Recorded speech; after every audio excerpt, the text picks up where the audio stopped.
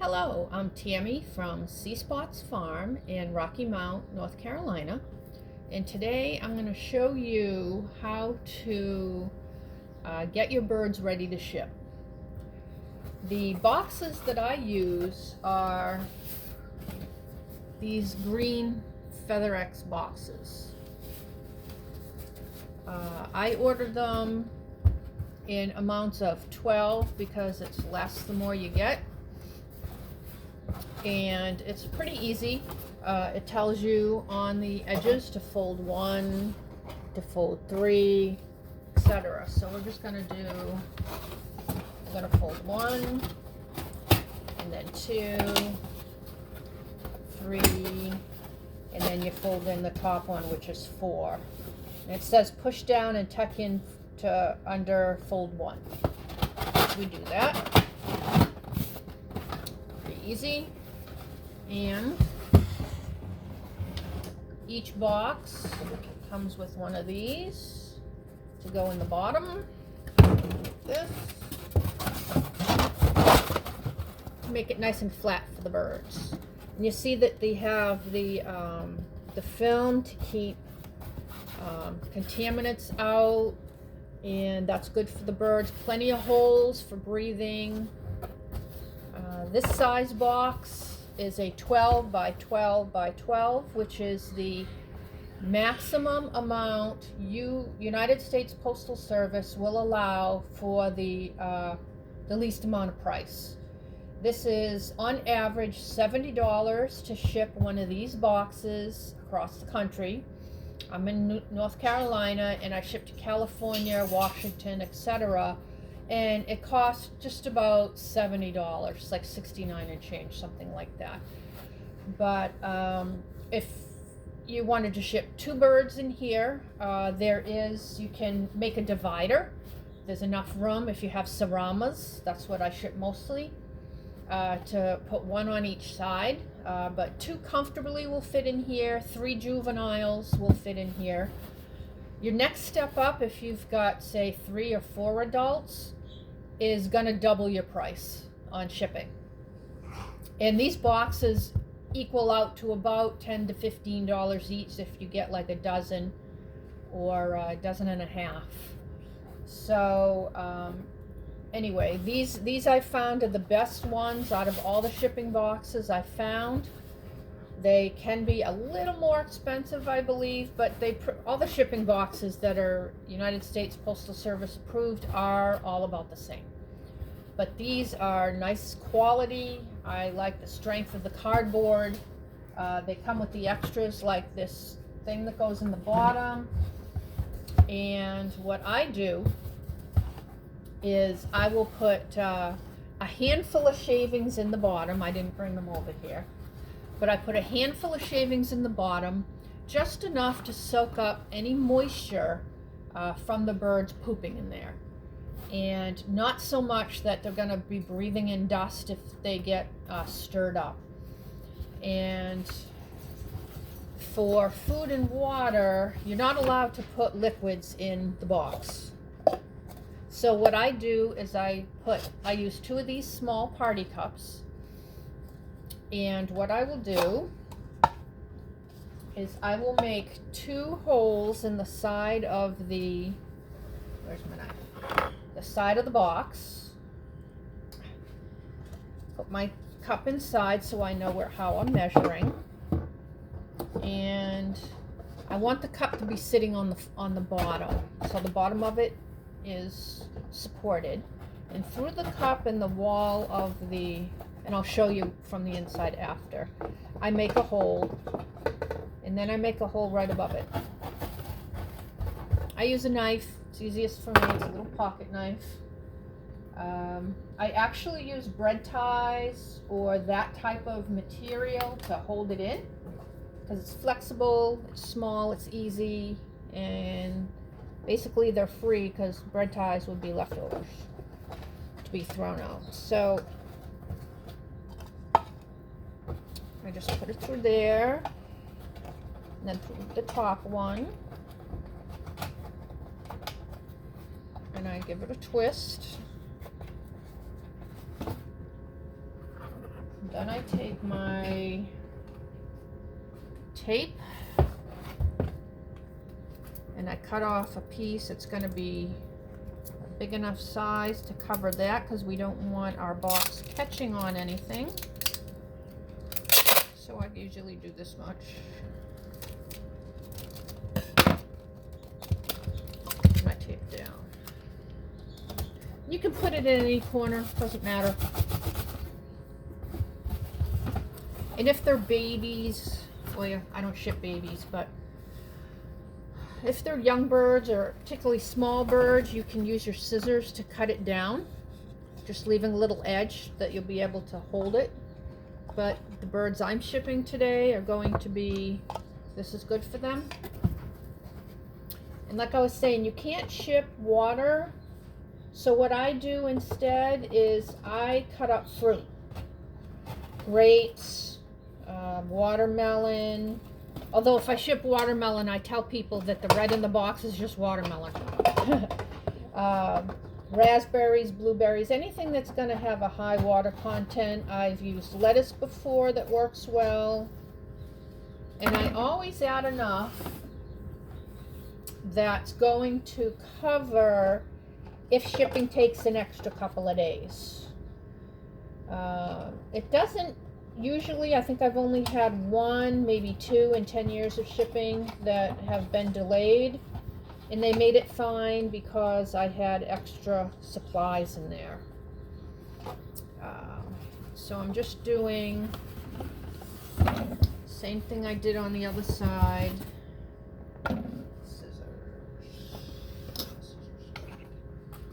Scissors, oh my gosh. I'm going to cut that down to size.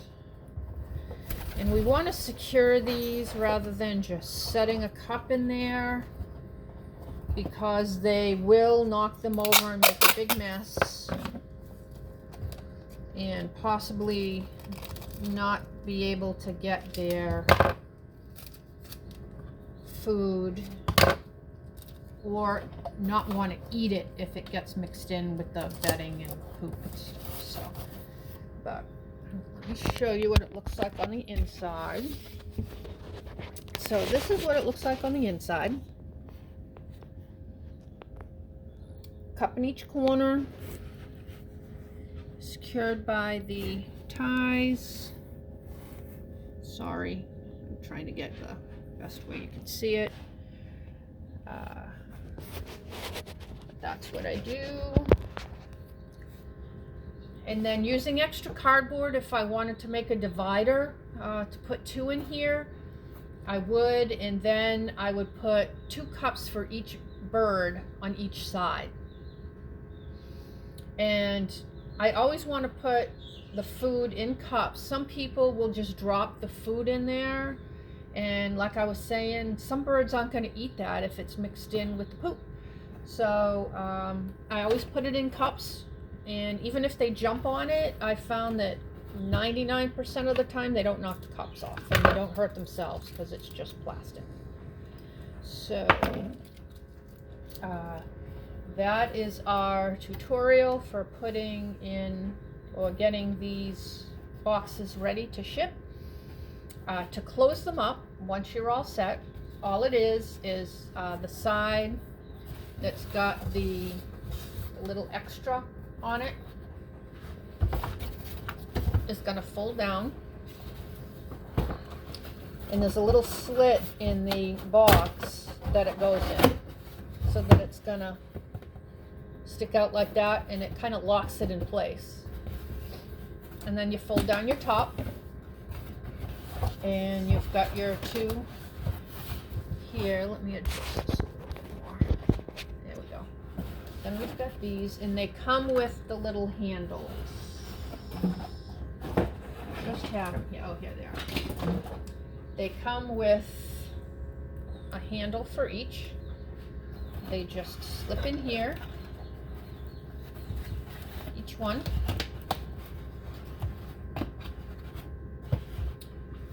And for extra safety precautions, just because even though it says live birds on it, not everyone will pay attention. So I make it really obvious that there's birds in here. So I'm going to, like on this side, put in a different color marker, live birds. And I'm going to do that on every side. Big words. Label's going to go here. So I'm going to wait because I need to put the tape on first so it doesn't get covered. But we're going to do, and this is kind of tricky, but I make it work. Live birds.